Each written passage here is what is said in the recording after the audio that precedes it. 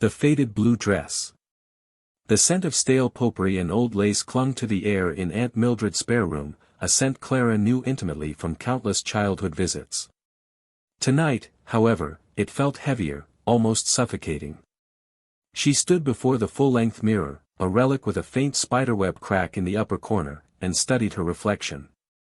The faded blue dress, the very one that had been the subject of so much derision at the reception, hung limp on her frame. It was a simple garment, once a vibrant cornflower, now muted and soft from years of washes. There was a faint, almost invisible, mend near the hem, a testament to her mother's careful stitching. Her fingers traced the worn fabric. It wasn't the dress itself that brought the sting to her eyes, but the memory of her mother's joy when she first wore it. A simple dress, yes, but imbued with so much love. Today, it had been a uniform for mockery. She closed her eyes, trying to erase the sneering faces, the whispered jabs, the palpable pity from her aunt and uncle. A gentle knock startled her, and she spun around. Standing in the doorway, framed by the dim light of the hall, was Liam. He held a steaming mug in one hand, the other resting lightly on the doorframe. "Mind if I come in?" he asked, his voice a low rumble that seemed to soothe the frayed edges of her nerves. Clara nodded, her throat tight. He stepped inside, closing the door softly behind him, the click echoing in the small room. He offered her the mug. Chamomile. Aunt Mildred's special blend. For everything. She took it, her fingers warming instantly around the ceramic. The herbal aroma wafted up, a small comfort. "Thank you," she managed. Liam leaned against the dresser, his gaze soft and unjudgmental as it swept over her. "You know," he began, his voice quiet, "you could have just told everyone it was vintage. Or a family heirloom. Something to shut them up." Clara gave a humorless laugh. "And perpetuate the lie. It is an heirloom, in a way. Just not the kind they expect. It's a reminder of what I had, what I lost." Her voice cracked on the last words. "I get that," Liam said, pushing off the dresser and moving closer. He stopped just a few feet from her, his presence a warm anchor in the room. "But you don't have to carry that burden alone. Or wear it as a shield." He reached out, his hand hovering for a moment before gently taking her arm. "You don't have to prove anything to them. Or to me." His touch was light, yet it sent a jolt through her. She met his eyes, a depth of understanding she hadn't expected shining there. I wanted to be there for my cousin. I didn't think it would be such a spectacle." Liam squeezed her arm reassuringly. "Some people thrive on spectacle. But you, Clara, you're real. And that's 100 times more beautiful than any designer gown." He paused, then added, "About what I said earlier, about the dress. I meant it. You don't deserve to be treated that way. And I want to help." A flicker of hope, hesitant and fragile, stirred within her. She looked down at the faded blue fabric, then back up at Liam, a question in her eyes. "Help how?" He smiled, a genuine, easy smile that reached his eyes. "Well, for starters, I know a few places where a dress like that would be considered a treasure. And maybe, just maybe, we could explore them together. If you're up for it." The offer hung in the air, a silent invitation to a world beyond the scorn and judgment. A world where her faded blue dress, and the memories woven into its threads, might finally find acceptance. A sea of sparkle. The reception hall shimmered, not with the expected soft glow of fairy lights, but with 1,000 tiny, aggressive reflections. Every surface, from the polished silverware to the crystal flutes, seemed to catch and amplify the light, creating a blinding, almost hostile, sea of sparkle. Amelia felt her eyes water, not just from the glare, but from the raw anxiety that tightened her chest. Her old, faded dress, a muted navy blue, felt like a beacon of defiance in this opulent, glittering space. She clutched the almost empty glass of sparkling cider, wishing it were something stronger. From across the room, she saw her sister, Beatrice, laughing, her sequin gown catching every available beam, making her seem to pulse with light. Beatrice's husband, Mark, stood beside her, a smug smile plastered on his face as he surveyed the room, clearly relishing the attention. Amelia felt a familiar knot of resentment twist in her stomach. This wasn't just their wedding, it was a grand display of their success, their impeccable taste, their money. And Amelia, in her humble attire, was clearly not part of the tableau. Suddenly, a shadow fell over her. She looked up, startled, to see a tall figure standing beside her. It was Ethan, Mark's younger brother. Unlike Mark, Ethan wore a simple, well-tailored dark suit, devoid of the flashy accoutrements worn by the other guests. His eyes, a surprising shade of warm hazel, held a glimmer of something she couldn't quite decipher: pity? Understanding? She braced herself for the inevitable snide remark. "Mind if I join you?" he asked, his voice low and even, a stark contrast to the boisterous chatter around them. He gestured to the empty chair beside her. Amelia nodded, her voice caught in her throat. She expected him to mock her dress, to join in the silent and not-so-silent judgment she'd been receiving all evening. Instead, he simply sat, picked up a discarded napkin, and began to absently fold it into intricate shapes. "This is quite the spectacle, isn't it?" he finally said, his gaze sweeping over the room, but without the avarice she'd seen in his brother's eyes. There was a faint, almost imperceptible curl of his lip, a hint of irony. Amelia managed a small, tight smile. "It certainly is." He turned to her then, his hazel eyes meeting hers directly. "I noticed your dress earlier," he began, and Amelia's heart sank. Here it came. "It's understated. A refreshing change from all this." He gestured vaguely at the glittering chaos. "It has a quiet elegance." Amelia blinked, completely taken aback. No one had ever described her dress, or anything about her, as elegant. A blush crept up her neck. "Oh. Thank you." Ethan chuckled softly. "Don't look so surprised. Not everyone finds joy in blinding opulence. Some of us prefer substance over sparkle." He paused, then leaned in slightly, his voice dropping to a near whisper. "My brother, however, is not one of us." A flicker of something, weariness, crossed his face. "Listen, there's something you should know about Mark and Beatrice's arrangements." He looked around, ensuring no one was listening, then met her gaze again, a serious intensity in his eyes. "It's not what it seems. And it might concern you more than you think." Whispers and blushes. Elara felt the weight of the day settle on her shoulders, a strange mix of exhilaration and unease. The laughter and clinking glasses of the reception still echoed in her mind, but it was Liam's quiet words that truly resonated. She smoothed the worn fabric of her dress, a subconscious gesture of comfort. The dress, a source of such public humiliation, was now intertwined with a memory of unexpected kindness.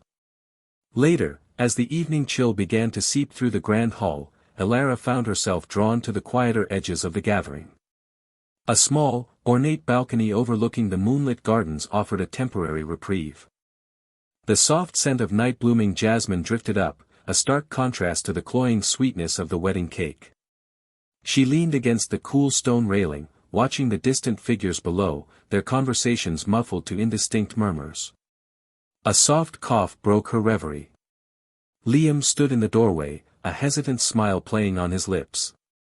His dark suit, now slightly rumpled, still exuded an understated elegance. "Mind if I join you?" he asked, his voice a low rumble. Elara's cheeks warmed. "Not at all." He walked to the railing, standing a comfortable distance from her. The silence stretched between them, not awkward, but filled with a nascent anticipation. "It's quite a view," he finally offered, gesturing to the sprawling gardens. "It is," she agreed, her gaze fixed on a cluster of shimmering fireflies. "A much-needed escape from everything." Liam chuckled softly. "Indeed. Though I suspect you handled everything with more grace than most."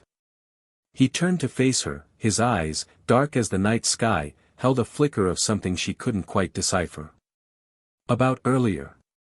I hope my brother's, enthusiasm didn't entirely ruin your evening. Elara felt a blush creep up her neck. No, it actually made it rather memorable. She met his gaze, a shy smile gracing her lips. Your intervention was appreciated. He leaned closer, his voice dropping to a near whisper. Good. Because I would hate for your memory of this day to be tainted by anyone's thoughtlessness. His hand, warm and firm, briefly covered hers on the railing. A jolt, like static electricity, shot through her. I was hoping we could talk more, away from all this. He gestured vaguely to the wedding festivities. Perhaps tomorrow. There's a quiet cafe in town. Her heart fluttered like the fireflies in the garden. I'd like that very much, Liam. The words were barely out before a wave of nervous excitement washed over her, and a thrill, both exhilarating and slightly terrifying, settled deep in her stomach. A quiet corner. The scent of old paper and dust motes dancing in sunbeams was Eleanor's favorite perfume. She'd found her quiet corner, tucked away in the back of the town library, behind a towering shelf of forgotten biographies. The worn armchair, surprisingly comfortable, cradled her as she reread the inscription inside the cover of The Weaver's Daughter, a gift from her grandmother years ago. May you always find beauty in the threads of life, no matter how tangled. A faint smile touched her lips, a stark contrast to the storm brewing inside her. The wedding, Sarah's scathing whisper about her dress, the way Ethan's eyes had briefly flickered with something like embarrassment. It still stung. A soft rustle of pages nearby broke her reverie. Eleanor glanced up, her gaze meeting a pair of intense, dark eyes over the top of a history tome. It was Leo, Ethan's brother. He was dressed casually today, a dark t-shirt and faded jeans, a world away from the sharp suit he'd worn at the reception. He lowered the book slowly, his expression unreadable. Eleanor, he said, his voice a low murmur that somehow cut through the library's hush. He rose and walked towards her, the floorboards creaking softly under his weight. Mind if I join you? She hesitated, a knot tightening in her stomach. Ethan's brother. The memory of the wedding, of him approaching her after the dress incident, was still vivid. It's a public library, she replied, her tone more guarded than she intended. Leo pulled up a nearby stool, turning it to face her. You come here often? He asked, not directly answering her unspoken question. He gestured to the well-worn armchair. Looks like you've claimed this spot. It's peaceful, she admitted, clutching her book a little tighter. Away from everything. The implication hung in the air between them. He nodded slowly. I can imagine. His gaze was steady, piercing. Look, Eleanor. About the wedding. She braced herself, expecting an apology on Ethan's behalf, or perhaps a clumsy attempt to smooth things over. Instead, he leaned forward slightly, his eyes holding hers. I heard what Sarah said. And I saw the way Ethan didn't say anything. His voice was calm, devoid of judgment, yet the words landed with the weight of truth. It wasn't right. Eleanor felt a flush creep up her neck. To have it acknowledged, so directly, by someone other than herself, was both validating and mortifying. She looked down at the frayed edges of her book. It's just a dress, she mumbled, though her heart pounded. It wasn't about the dress, was it? Leo countered softly. He reached out, his hand hovering for a moment before he gently pushed a stray strand of hair from her face. It was about respect. Or the lack of it. His touch was fleeting, yet surprisingly comforting. The air between them crackled with an unspoken understanding, a shared acknowledgement of a deeper hurt. The quiet corner of the library suddenly felt very small, very intimate. The kind voice. The clatter of silverware and the murmur of polite conversation faded into an indistinct hum as Amelia watched the groom's brother approach. He moved with an easy grace, a striking contrast to the stiff formality of the other guests. A crisp white shirt, perfectly tailored, highlighted broad shoulders. As he drew nearer, a genuine smile touched his lips, reaching eyes the color of warm honey. "Hello," he said, his voice a low, melodic rumble that cut through the lingering sting of the earlier snubs. "I'm Liam. You must be Amelia." She nodded, a nervous flutter in her chest. "Yes, it's a pleasure." The words felt inadequate, hollow after the barrage of judgmental glances. "No need for formalities," Liam chuckled softly, his gaze kind. "I saw you over here. Mind if I join you for a moment?" He gestured to the empty chair beside her. Before she could fully process the invitation, he'd already settled in, radiating an unexpected warmth. "Your dress is beautiful, by the way," he continued, his eyes meeting hers without a hint of irony. "The intricate lace, the way the fabric catches the light, it has a timeless elegance." Amelia's cheeks warmed. No one else had looked at her dress with anything but disdain. "Thank you," she managed, a small, genuine smile finally breaking through her apprehension. "It was my grandmother's." "Even better," Liam affirmed, his smile widening. "There's a story in every stitch, I imagine. Much more interesting than the latest designer fad." He leaned back slightly, his posture relaxed, making her feel less like an outsider under scrutiny and more like an acquaintance sharing a quiet moment. He began to talk about the wedding, not in a gossipy way, but with genuine affection for his brother and new sister-in-law. He spoke of funny childhood anecdotes, of the meticulous planning that had gone into the day. His words were a balm, a quiet assurance that this celebration, despite the snobbery of some attendees, was ultimately about love and connection. He asked about her, too, not prying, but with an open curiosity that invited her to share. As they spoke, a server approached, offering a tray of delicate pastries. Liam took one, then gently nudged the tray closer to Amelia. "These are incredible," he said, his eyes twinkling. "You absolutely have to try the lemon tart." His easy camaraderie was a stark contrast to the frosty reception she'd received earlier.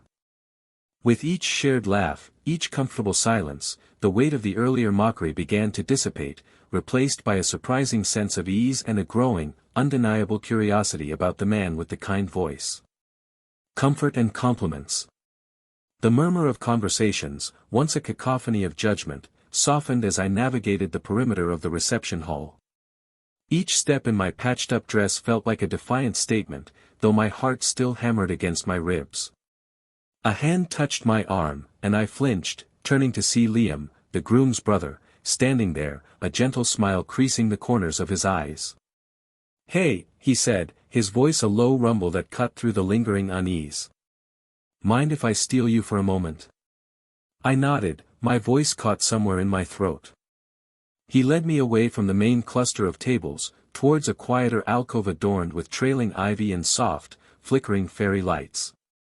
The air here was cooler, less charged with the scrutiny of the other guests.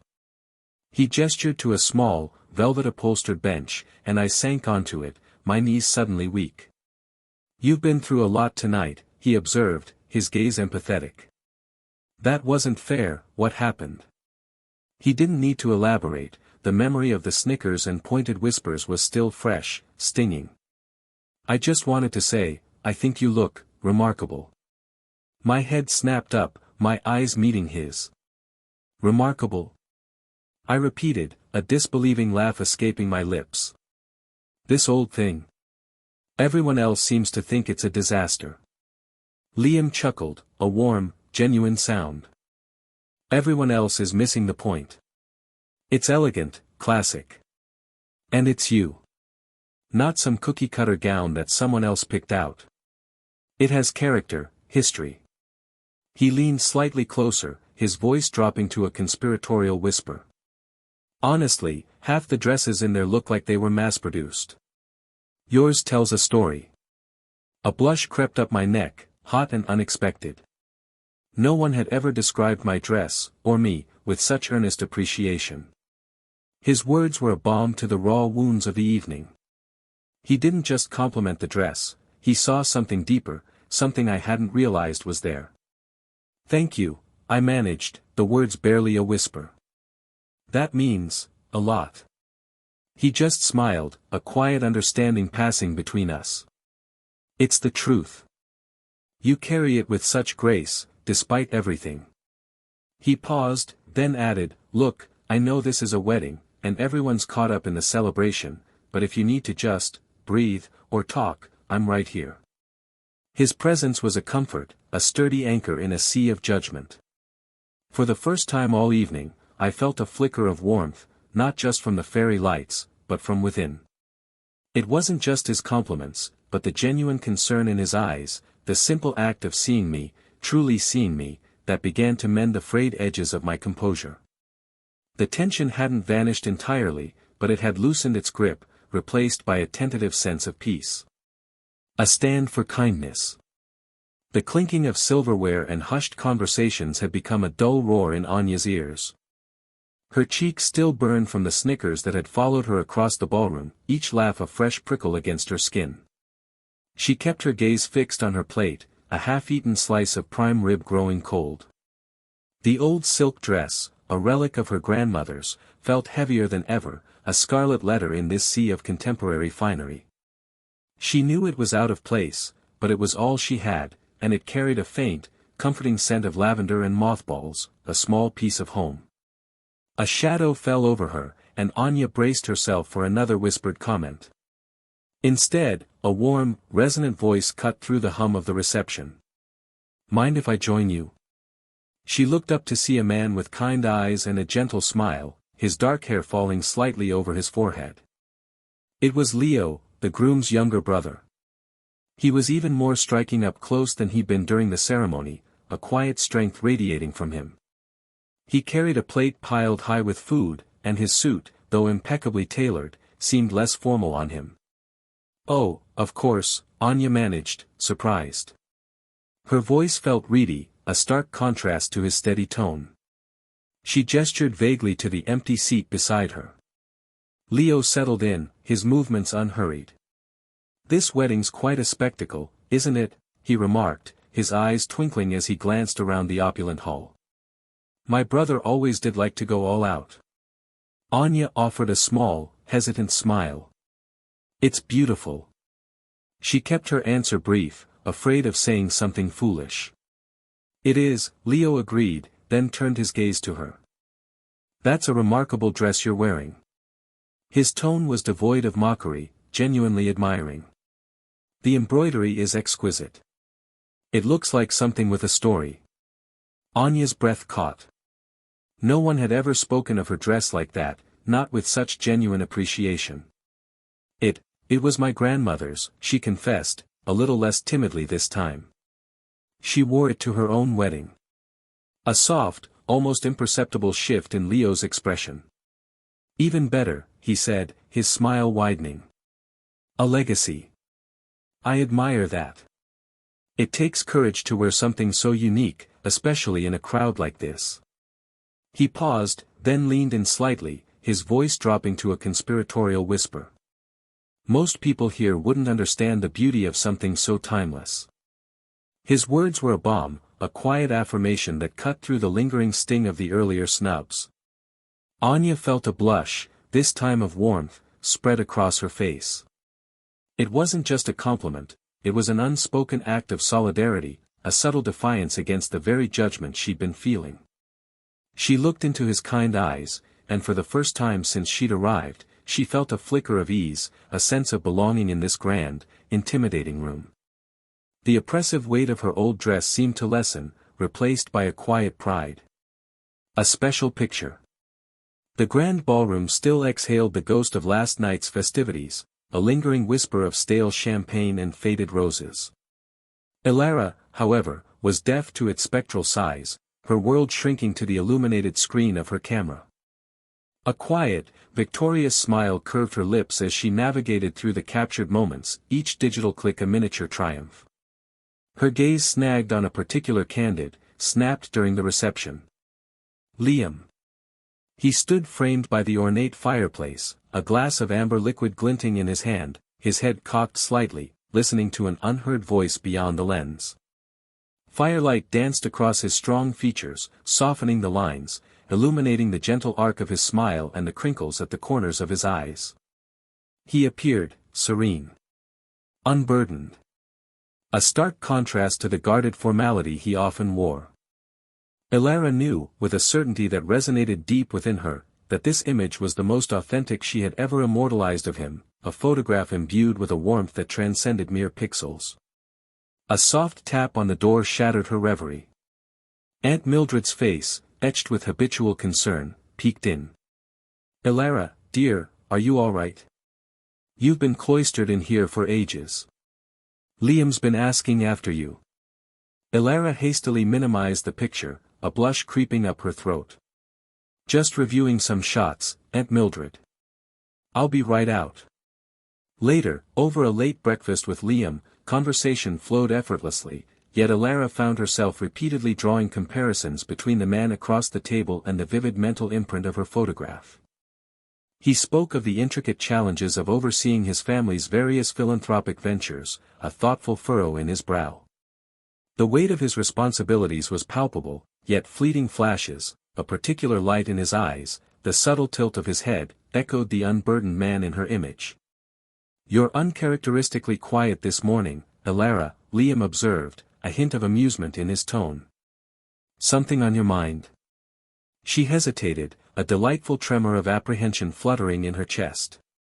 "Actually, yes. I took some pictures yesterday. And there's one. I think you might find it interesting."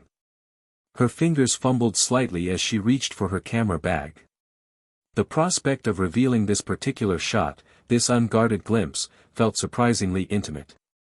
It was more than just a photograph, it was a silent revelation of how she truly perceived him, how she felt when he simply existed as himself. A subtle, undeniable tension hummed between them, a quiet anticipation awaiting the unveiling of this small, precious secret. More than just a dress. The crisp autumn air, usually a welcome invigorator, felt like a judgment as Sarah stepped out of the car.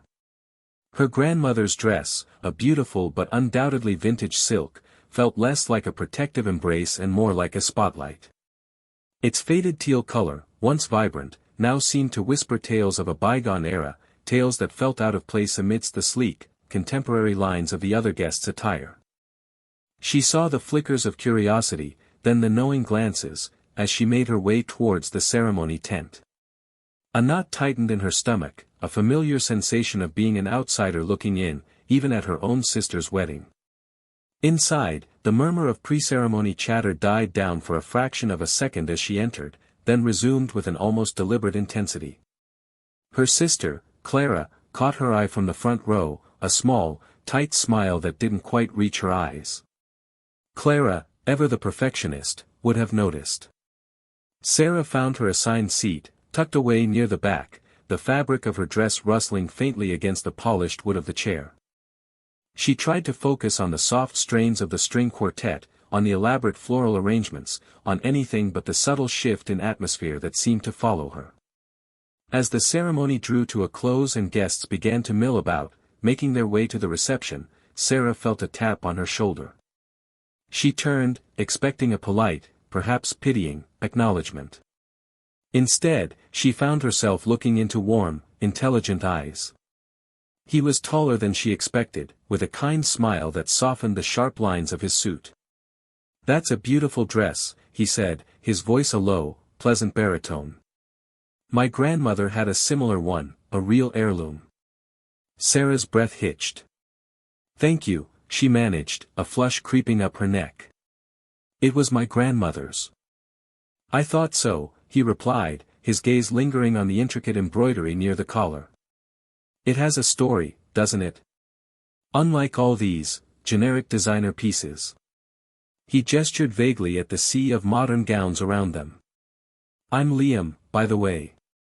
Mark's brother." He extended a hand, and his grip was firm, reassuring. A small spark ignited within Sarah. Sarah. Clara's sister. She felt a genuine smile stretch her lips for the first time that day. The knot in her stomach began to loosen, replaced by a surprising lightness. His words, his genuine appreciation, were like a cool balm on a simmering burn.